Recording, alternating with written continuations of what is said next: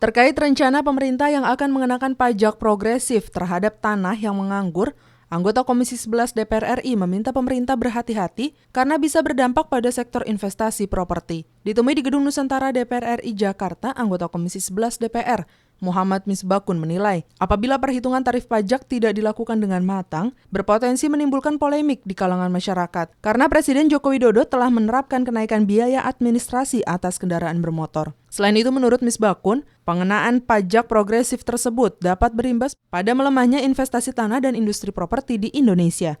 Kalau dikenakan lagi terhadap pajak progresif yang tinggi terhadap tanah yang menganggur, ini maksudnya akan dikenakan di objek yang mana?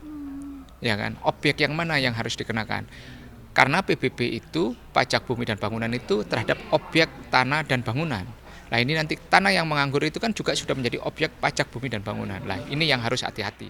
Sementara itu, anggota Komisi 11 DPR RI Hendrawan Supratikno mengatakan, masalah utama dalam bisnis pertanahan di Indonesia adalah masih banyaknya spekulan yang menyebabkan harga tanah melambung tinggi. Pemerintah sebaiknya tidak hanya mengenakan pajak progresif yang akan menjadi disinsentif bagi bisnis properti, melainkan memberikan insentif dalam bentuk lain. Bagaimana membangun struktur insentif ini yang perlu dipikirkan oleh pemerintah, ya? Sebab pajak itu kan disinsentif sebenarnya, ya. Jadi aspek lainnya adalah pemberian insentif. Misalnya kalau orang membeli tanah, ya kemudian tanah itu bisa dipercepat penggunaannya, maka yang bersangkutan memperoleh keringanan tertentu. Nanda Oktaviani dan Tri Handoko, TVR Parlemen, melaporkan.